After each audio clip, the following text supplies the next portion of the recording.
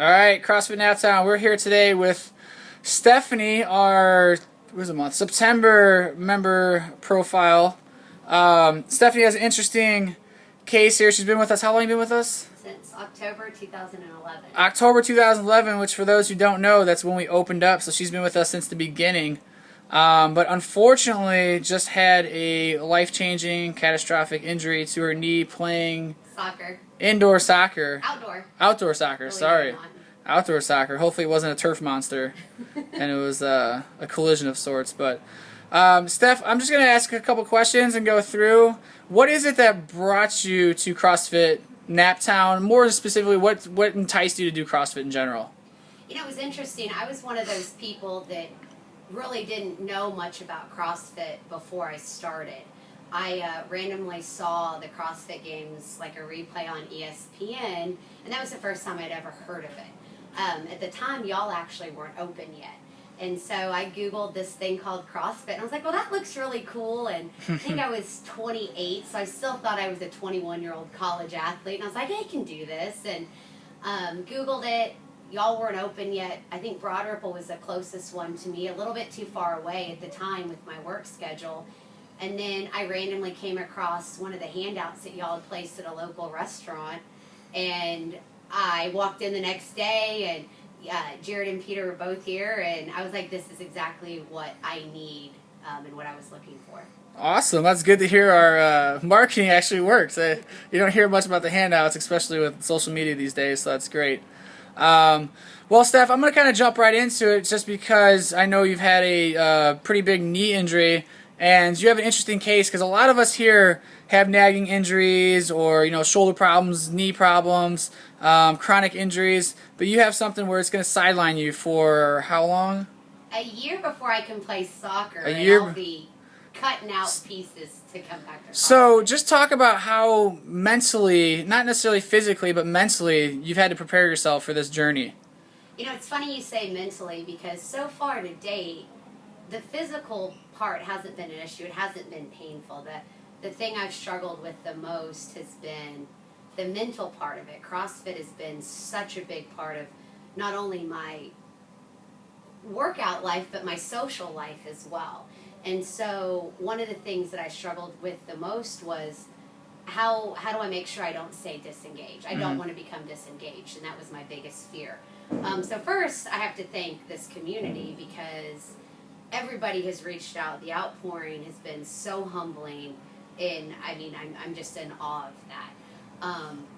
But so then I had to make a decision of, okay, listen, like I'm gonna just pretend this isn't a big deal, and how do I work on things that I maybe otherwise wouldn't have worked on? So I went and got a membership at LA Fitness. I'm gonna become a fish. I'm gonna be swimming and doing all of that, and then, as I slowly get released, come back in here, and I'm going to have a mad push-up by the time I get fully released, and, hopefully, much better pull-up and some of those other things. So work on some other areas that maybe aren't as sexy for CrossFit, but it's a way to stay engaged. Absolutely. And, and to turn a negative into a positive, and that's the way I think I'm convincing myself that this isn't actually a setback, but an opportunity to maybe focus on something I wouldn't have otherwise. I think that's a perfect, brilliant situation for you.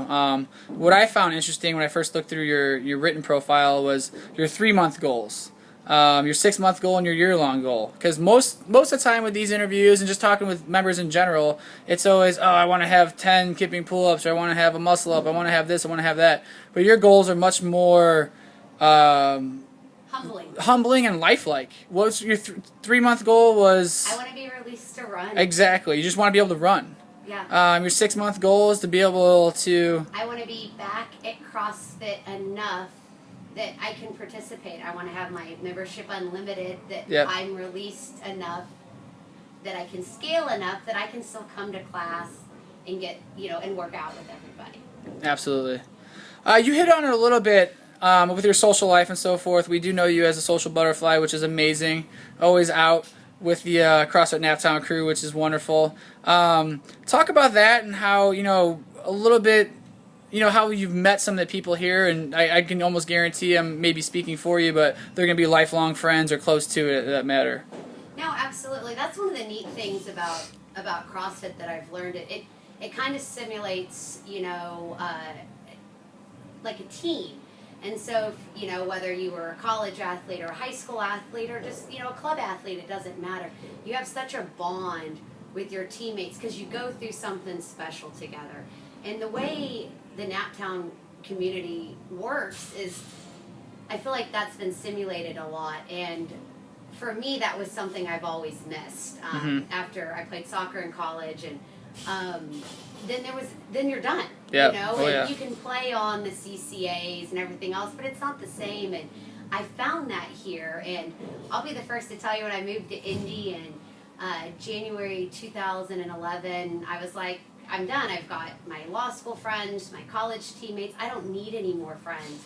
I hang out almost exclusively, to the annoyance of some of my other friends, with CrossFit people because you work hard, you play hard together, and it's fun now because you see a race that you want to do that's maybe something you've never done before, a warrior dash or a relay, and you send out an email and you have 40 people that want to do it with you. Oh yeah. So it's something that there's always not one person but 10 people that are interested in doing what you want to do, and so it's fantastic.